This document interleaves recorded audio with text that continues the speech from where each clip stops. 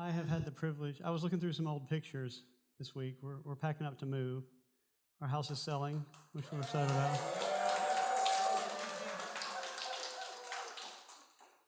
Oh, thanks, Cici. That is pastoral privilege at its best. I don't know of anybody else that they say I'm moving and everybody applauds. But I found some old pictures, and there's this gym.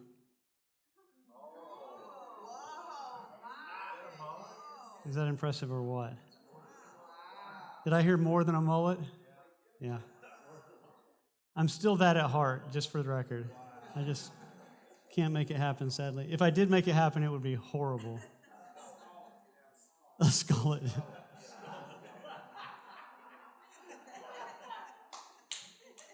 But I found this picture in my little box of memorabilia. I was relatively good looking at one time.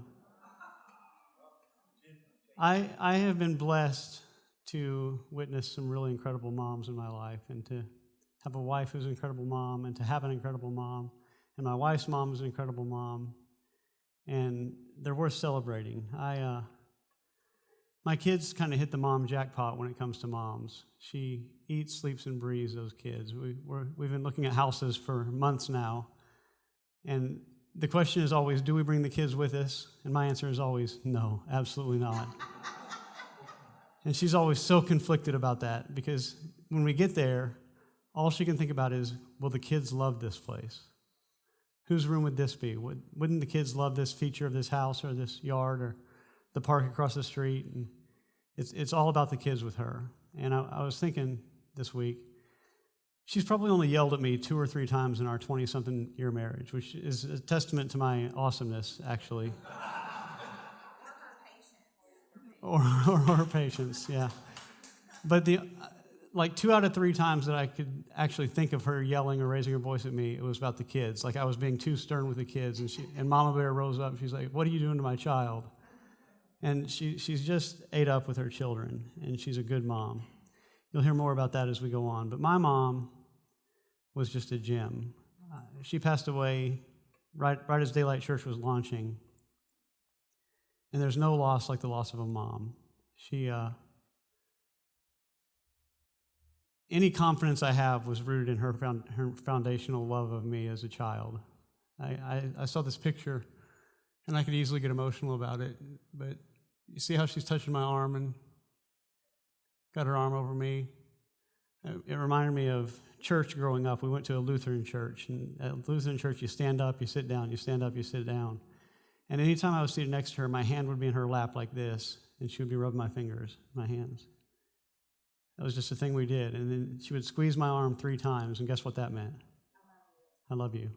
So it was common in our house, and it's continued with my children. When I squeeze my kids' hands, I did it this morning with Elena.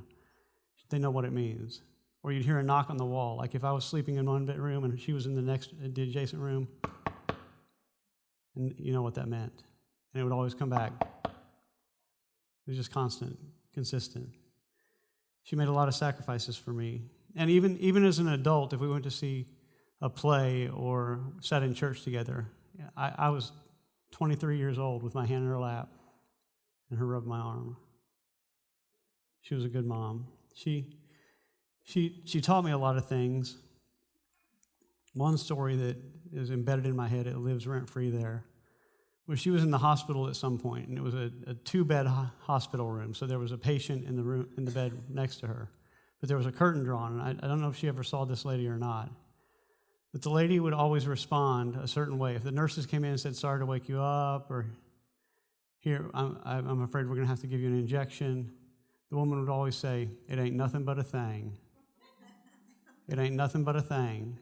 And if Mom coughed in the middle of the night and woke her up, she'd say, "Sorry about that. Ain't nothing but a thing." And my mom would say that constantly as I grew up. Ain't nothing but a thing. And that has invaded my consciousness. Like so much that I could get bent out of shape, so much that I could get upset about, so much that I could be bothered by. That phrase from my mom that she picked up from that lady sticks in my head. She also used to say, "This too shall pass." So any ability I have to overcome anxiety or to overcome worry is somehow rooted in my mom. We want to celebrate moms this morning, and some people are going to come and help me do that. But we always want to recognize that Mother's Day, it's a time of rejoicing, and it's a special day where we celebrate moms and children and so forth. But it's not an easy day for everyone. It could be estrangement or a bad relationship with your mom or abandonment or death or separation from a child. There's all kinds of reasons why Mother's Day might be hard, and we always want to acknowledge that. We always want to put that out there and say, we celebrate, but we do so with the understanding that not everyone feels the celebration. But there is the reality that if you sit in a chair today, if you're alive and breathing, someone paid a great price for you. It may be a person you never met. It may be a person that abandoned you. But a price was paid for your life. And so there's always reason to celebrate Mother's Day, at least in a sense. But I've asked several people to come today, brag on the wives and mothers in their lives. And I've told them 2 to 3 minutes. We can stretch it to 3, but take care. And the first is Quan Founder, who's going to brag on Seglinda. And none of these moms know this is going to happen today. Quan, would you come up?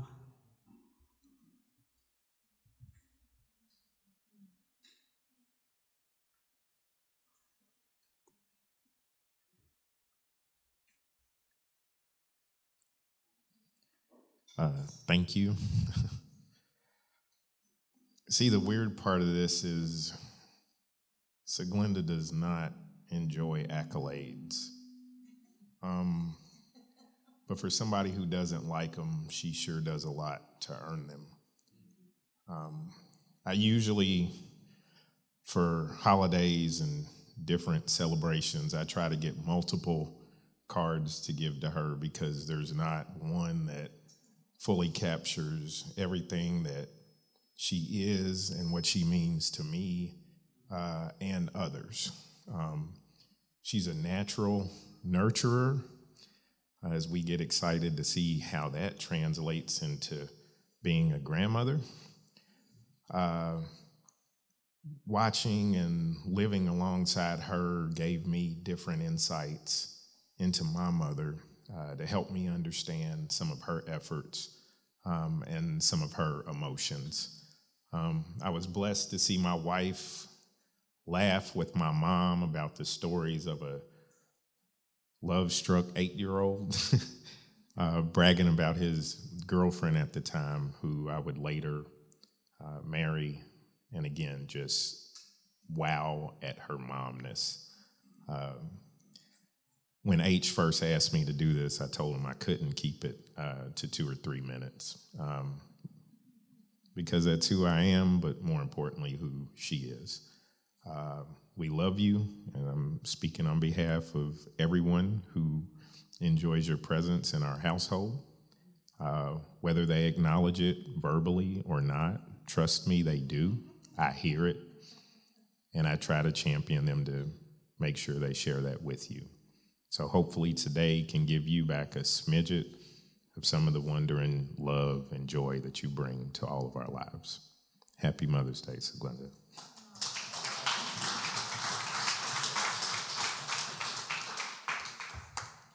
To the next person in line, I say, try and top that. Aiden Michael is going to come and brag on his moms. He gets a twofer.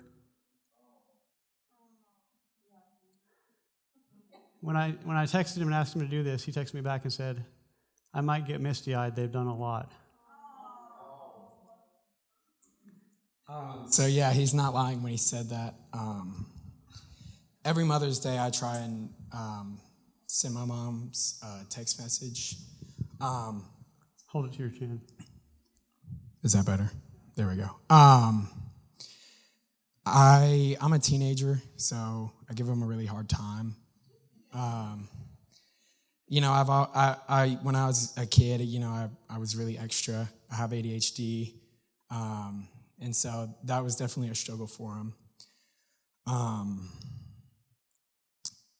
When he asked me to do this, I was like, should I make a script? Because like Quan, he came prepared. You know, he had his whole little thing, and I'm going to try not to make it longer than 3 minutes because I love to talk. But they're always there for me. Whenever I am going through something, they're always my supporters. They show me so much love and care, and it's not something I can really explain. If anyone here has had a good relationship with their mom, in my case, moms, I said moms because I'm just used to that, then you guys realize how much it means to have some good parents in your life. Like I was saying, the love that they show me. There's a lot of the times when I can be a jerk, and I don't always, I never mean to do it, but it just happens to be that way. And I never tell them enough how much I love them. There's not a day that goes by that I don't think, thank you so much for being so awesome to me and all of our siblings, because, I know that you guys are just trying y'all's best to give us the best thing that you can.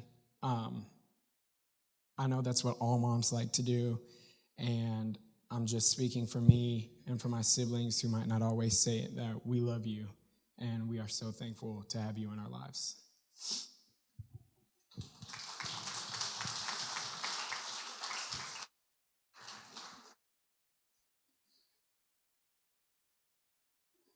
Sorry.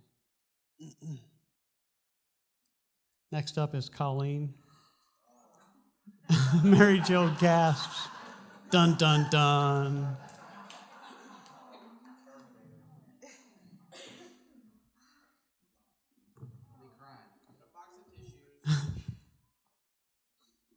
Good morning. I'm Colleen, Mary Jo's daughter. I've been asked to brag on my mom. From a very early age, I remember my mom being so generous, thoughtful, and selfless.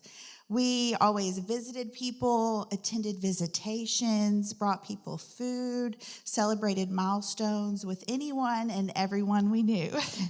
She really showed up for people. Her dedication to her faith has always been so evident, from Bible studies to women's groups, support groups, faith-based counseling, being a decision counselor, and praying for folks that she knew or didn't know. She delights in the power of prayer. As my brother Craig and I navigate this world, she remains the constant light, shining bright when things are dark.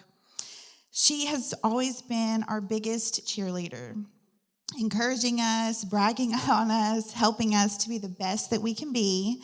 She's the only one on the planet that can put me in my place and does it with a smile. Watching her be a grandmother is the biggest gift in life. Her advice and insight has saved me as a mother, saved my sanity, saved my mental health, and saved my children's lives. I depend on her every single day to help guide me through this wild and wonderful thing called motherhood. She's always said that she enjoys being a grandparent so much, she wishes she could have only done that. To know her is to love her. My goal in life is to be as much like her as possible. Fortunately, when I open my mouth, my mother comes out. I sound like her. I say the same things that she says, and her laughter is music to my ears. I tell her often that the world doesn't deserve her, and they don't make them like her anymore. If you've ever gotten a thoughtful card or gift, then you know exactly what I mean.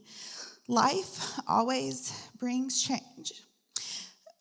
But one thing that is very constant is my mom. Happy Mother's Day, Mom. I love you. And she did not know about this. So for her not to know about this, this is the biggest surprise. Thanks, H. Thank you. Now, my beloved wife gets bragging from me and from our son, Siler, this morning. Siler did not say he would get misty-eyed.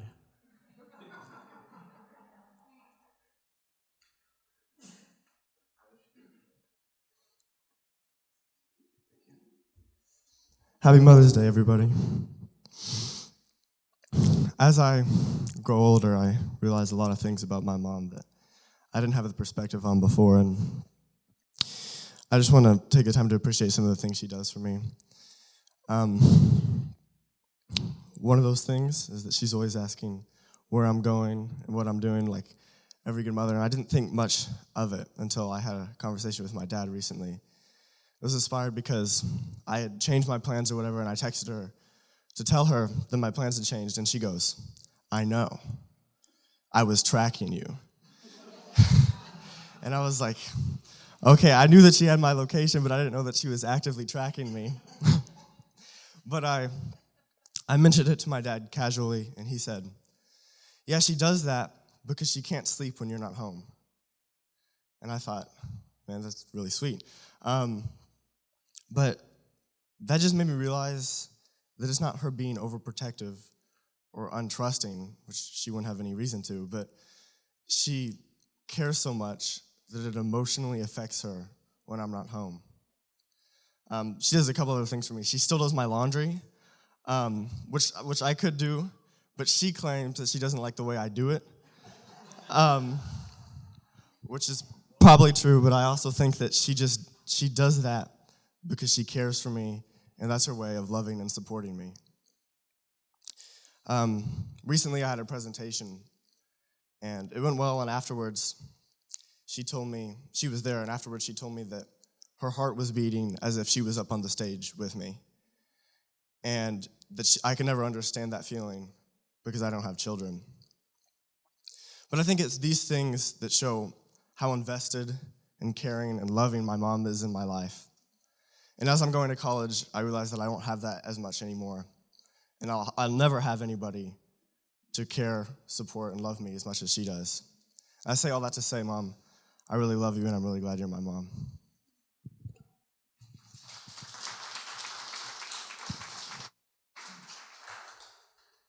That's a good gene pool there.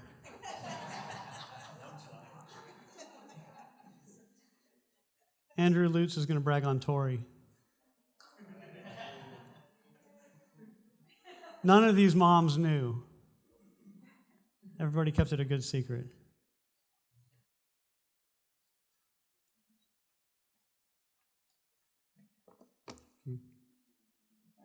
Wrote her a song. I'm just kidding. I'm not going to do that. It's actually that's her worst nightmare. It's probably all of our worst nightmare, to be honest. Love you, babe. So if you know anything about my wife, Tori, she's a very loving and considerate person. Sometimes in ways that is very surprising. When she was when we were at the hospital and she was giving birth to Judah, one of the things like leading up to it that we had been talking about for a long time is I'm a very squeamish person in general. I don't really handle like blood and guts and stuff well, and so I was like, oh man, this is gonna. I've seen all the videos of dads passing out, and we just knew that was probably in the cards for us. And so when we were there at the hospital, somehow by some miracle, I pulled through and made it as she was in labor, and after it was over, like immediately after, I knew had a head rush and I was about to pass out, and I'd go and sit down on the chair in the hospital, and I remember like it was just after giving birth in the most vulnerable position she's probably ever been in her life, and she asked the doctors to come check on me and make sure I was doing okay. And I'm like, how in the world can you be this strong? It was just, yeah, it was great. But if you know her, with her friends and she is known for doing what she calls sad bags. So if she knows that someone's having a bad day, she's recognized someone's going through a hard time, she runs to Target and just grabs a bunch of things, puts it in the bag, and brings it to them. And it's always kind of been a thing over the years. It's like someone gets a sad bag. It's a sad bag day. Like we just got to go get this done, and that's extended to like in motherhood. Motherhood hasn't always been easy. Judah is talking to her every night. He has such a mama's boy, and every night, like, we have a routine. I put him to bed, and like, as soon as, like, I'm done and sing him a song, whatever, put him in his bed. He's like, all right, mommy, come in here. This is like, daddy can go, he can go to sleep. Mommy, come in here, and I'm going to talk to her for the next 2 hours. And and to the point where he loves being with his mom, and because Tori is just so loving with him, and is always just getting him to talk more and to be more expressive. Something that she did recently, something that her dad did recently was Judah's had this infatuation with clocks. He just loves seeing the little gears spin and the clocks move, and especially if there's some kind of sound that happens at the hour. And we have never had a clock on our wall in our house, just in general, and but we've had this room in our house that's very, like, pristine, and, like, it's the one room that we're like, yeah, that's the room we actually wanted to be set up in this house. Like, it looks nice, it's very presentable for guests and whatnot. And her dad got Judah this cuckoo clock that is bright yellow, looks just insane, and I think is really annoying. But he got Judah this cuckoo clock, and Judah loves it. And Tori decided, like, you know what, we're gonna hang this in the guest room. This is gonna be the room that he's gonna love seeing this in. And it's like all these little things that she does that is just always caring and is just considerate for everyone else, even in, like, vulnerable positions and in parts of life that she is always just looking out for others. And I'm just so grateful for you, babe. I hope that you feel honored and treasured this Mother's Day. And yeah, I love you more than you can know. But all right, that's it. Thank you, guys.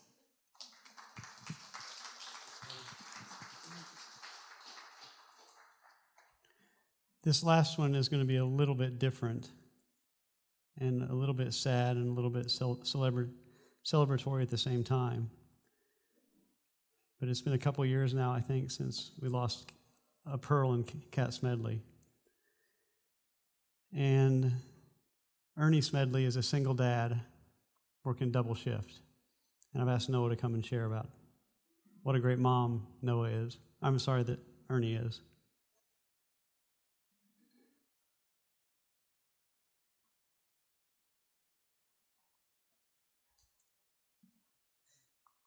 I'm already crying. I never realized how much my mom did for us and how much my dad did too. When she passed, my dad had to take on all the stuff she would do around the house. Every little thing, everything. He has a job, he does lawn care, he does a whole bunch of stuff. And nothing I could do can repay that. Nothing that I could do could repay for my mother. There's no other dad I would ever want. But give me a minute. He's there when you need him. He'll never leave you. He's all I could ever ask for. During hard times, he was there. During times when I needed a hug, he would be there. He's never left. He buys milk when I need it. I go through a gallon every few days.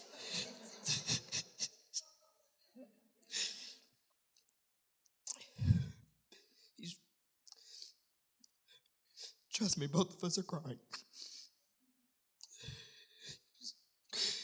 It's been 2.5 years now. She's not somebody that you can forget about. I wasn't even supposed to be born. It's a miracle that I was born, because neither one of my parents were gonna have kids. But here I am, little old me. They fostered kids for a while. They adopted 3 kids, and they fostered, give me a sec, about 5, 7, my bad. Forgot the twins. 7 total, okay. 10, whoa, fancy. But my mom has so many pictures of us. You can go through her camera. You see their STD cards filled up with my brothers, my sister, me, and then we got about 3 of them filled up with my niece. She loves her grandbaby. Those Easter photos were amazing. There's like 3,000. Just wouldn't stop. But nothing more I can say about my mom. She was the best mom. My mom's better than your guys' moms, but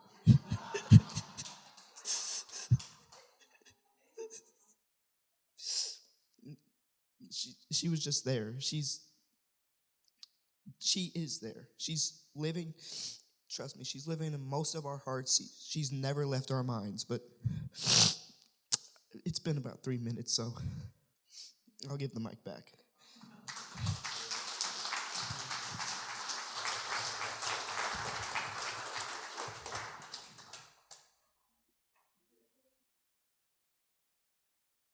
If you were nervous about getting called up here or getting your name mentioned, you don't have to be nervous anymore because that's all we've got. I'm struck by a couple thoughts, and one is just how much I love this church. We're kind of talking about family here, and it feels like we're a family of a lot of people celebrating one another's families. You guys know each other. You know Noah. You know Andrew. You know Colleen. And I just love you guys. I love this church. And I'm also struck by the thought that if you could go around the world right now and do the same thing, there would be billions of stories of moms that love their kids, that sacrifice for their kids and serve their kids. And it's just a beautiful thing. Mother's Day is a beautiful thing. I prepared a mini sermon because I knew that you guys would want to hear from me as opposed to all these other hoodlums that got up here. And it's just a continuation a little bit of what we were talking about last week of altering the algorithm, that we all have feeds in our heads, that whether it's media or social media or the voices of our parents or the voices of others, the voices of our teachers, our self-voice, our internal voice, which is what we're going to talk about today, and how important it is, based on Philippians 4:8, that we think on certain things and not on others, and that how our brains only have so much capacity to think at all times. And I've heard it said that you can't be sad and thankful at the same time. Like if you'll focus on thankfulness, depression and anxiety diminishes. Which again, go back and watch the sermon last week. I'm not saying depression and anxiety are easy fixes, but I am saying set your mind on certain things is not setting your mind on other things. And the list from Philippians 4:8 was true. It says, set your mind on things that are true, noble, right, pure, lovely, admirable, excellent, and praiseworthy. And in doing so, you are not filling your head with things that are false, ignoble, wrong, impure, ugly, shameful, awful, or contemptible. And I mentioned that there are 3 feeds, and we talked about the first one, which is external. Watching the external content that you allow into your mind, you allow yourself to dwell on. And I'm not going to hit that again today. But I do want to talk about the internal voice. And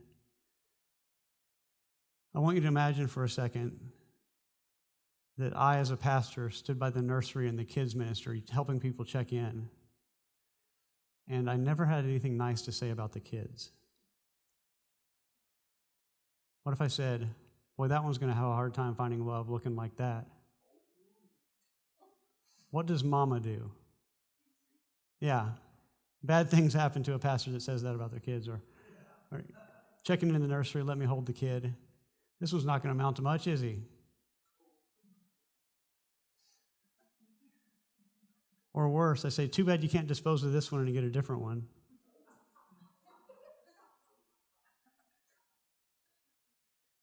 What's Mama Bear going to do?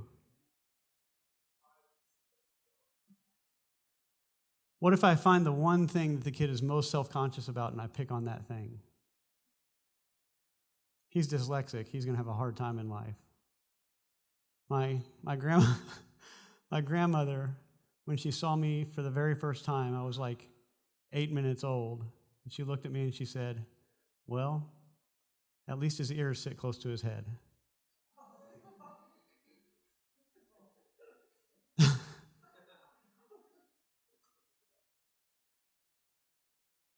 And I say all that to say, I want the spirit of the mama bear to rise up in us when we hear those kind of things coming from within. So many people have this internal voice that's, well, this one's never going to amount to much.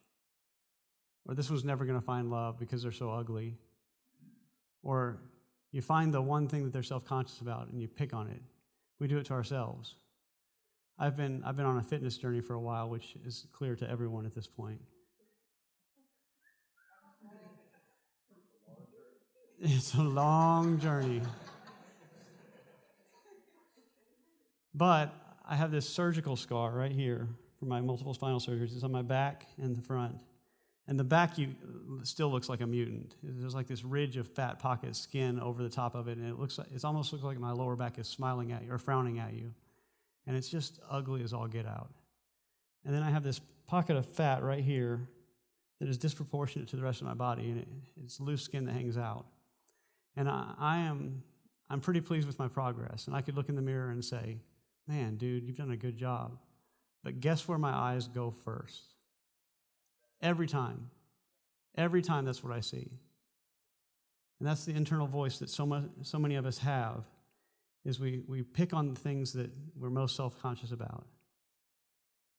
But if you had the spirit of Mama Bear in you, Mom's not going to allow that. Mom's going to stand up. Mom's going to say, stop it. You don't talk to my kid that way. And maybe it's a weird, like, wedging in the Mother's Day thing into this thing. But stop it. That's what Mom would say. No. That ain't happening. And the reality is that when we talk about ourselves that way, when the internal voice is one of focusing on the false and the ignoble and the wrong and the impure and the mistakes you made or the lack of talent you have or the talent that others have that you don't have, or the job didn't get promotion, you didn't get the promotion at the job because you're not good. Anything that says you're not good is a voice that the mama bear of God would stand up and say, no, don't say that. I'm not tolerating that. And I'm hoping in my own mind that I can somehow incorporate that and start speaking better of myself.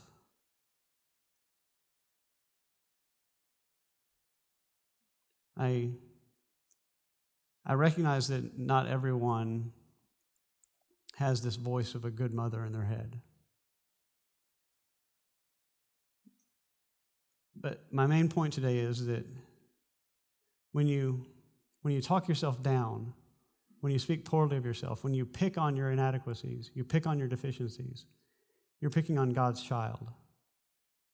You're pointing out the deficiencies of God's child, and God would rise up and say, "Nuh-uh, no more of that. Cut it out."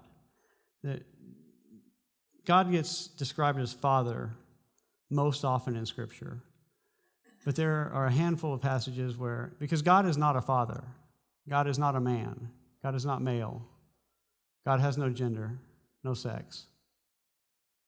And there's several passages in Scripture that describe God as a mother or a woman. There's a passage that, when translated in a certain way, it says that God is the many-breasted one, the one who provides sustenance to many. There's a passage that says, as a hen gathers her chicks under her wing, so God will gather you and protect you. It's this image of protection from a loving mother, a doting mother. In Isaiah, it says, as a mother comforts her child, so will I comfort you. And there's several more passages, but I didn't want to become burdensome sharing them. And my hope is that today something will switch in me, where the fat pockets around my ugly scars aren't the first. And scars are dang cool. I mean, There's a way to look at your deficiencies as a victory. That's what a good mom would say. Your mom would say, you're dyslexic and you got a college education. You're amazing. And so I'm hoping that you and I both can embrace this thought that Mama Bear would step up and say, no more, and don't allow it. And I pray that that will be our response, and that'll be our internal voice, will be the voice of a mother that says, every time.